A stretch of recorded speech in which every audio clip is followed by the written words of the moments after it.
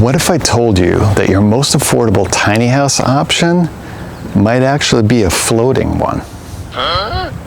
Let me explain. Okay, I know what you're thinking. You're thinking, how's that even possible, Chris? Boats are expensive. Yeah, they can be. But let me break it down for you, and let me explain to you why I think this is your best bet. But first, let me go over some definitions. In terms of a tiny house can be a yurt, it can be a shed conversion, it can be a camper, it can be an Airstream, it can be a green silo conversion, it can be your traditional tiny house on wheels. It could be any of those things, including a boat. If you can live on it and it's got all the things that you need to live, like a small kitchen, a bathroom, a place to sleep, then it's a tiny house. So if you accept and you adopt my very broad definition of tiny houses, then these are a bunch of tiny houses behind me. If I've been successful enough to get you to nod along and go, all right, fine, maybe those are tiny houses. Well, let me talk to you about marinas, and in the sense that they are tiny house communities. There are shared amenities here, right? We've got a pool. Not a lot of tiny house communities have a pool. We've got Wi-Fi, we've got washer dryers, showers, toilets, there's a restaurant, there's a fuel dock, there's events that take place here. We got horseshoes, we got cornhole, there's grills around me, there's picnic tables where I'm filming this right now.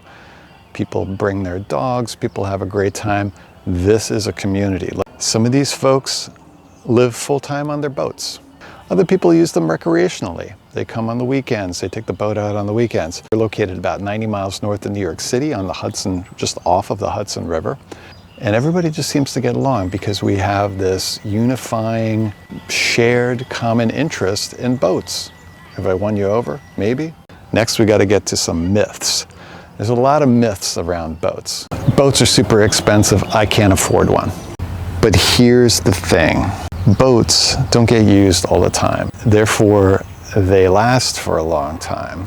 There is a glut of older boats that have fully depreciated and are very reasonable. And here's the other thing, because there are so many boats out there, it is always a buyer's market. For every one person that's looking to buy a boat, there's probably 20 people looking to sell a boat. So you have the ultimate advantage when you go out to buy a boat. People want to get rid of their boats, and when you have that many people wanting to sell a boat and not that many people wanting to buy a boat, guess what? What happens to the price? It's way down. And you can find some real bargains out there. TinyHouseListings.com, probably one of the premier places to look for and find a tiny house. I'm just shocked at the prices of these things. Well, I'm not that shocked. I know personally that they cost a lot because the materials cost a lot to make these things. And therefore, seeing houses for 80, 90, 100,000 isn't that unusual. I thought tiny houses were supposed to be an affordable option. They're not really an affordable option anymore. You flip that on its head and you go to, let's say, Facebook Marketplace, $5,000 boats, that when you look at the pictures, it's like, I could live on that. Show me what kind of tiny house you can get for that. You can't do a shed conversion for that kind of money. And we're talking about really nice boats, really nice interiors. But seriously, just go out and do that and you'll go, oh, wow, okay, that's pretty impressive. So myth number 2, marinas are expensive. It's really expensive to keep your boat in a place like this. It's not. They charge by the foot, so the bigger your boat is, the more you're going to wind up paying for it. We're in a situation here where we don't have a year-round marina. And that's unfortunate, but it gets cold here, and so that's expected.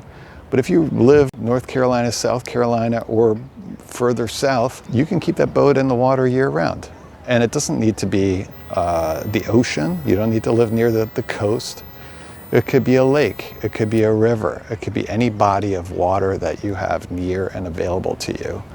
You know what? This is really not that expensive of an option as I first thought it was. That's really my goal here, is to put that thought into your head. Hallelujah. Bring it down a notch. Where was I? Please stick around for more content around this. I'll give you a full tour of our boat, I'll give you the cost breakdown of what we paid for our boat, what we pay to keep it in a beautiful place like this. Okay, so perhaps more so in this video than any other video I've ever made, I want to invite commentary. If you think this is completely idiotic, this is not a tiny house village, it's a marina. I really want to know, because again, this is something that even as somebody within the tiny house space, I hadn't really even considered. Yeah, it's been really eye-opening, and because of that, I wanted to share it with my audience. That's you. And if this has been of any value to you, hit the like button. If you absolutely hated it, just go away. Don't hit the don't like button. Please don't do that. But yeah, for more content, hit subscribe and look for more videos on this topic. Bye.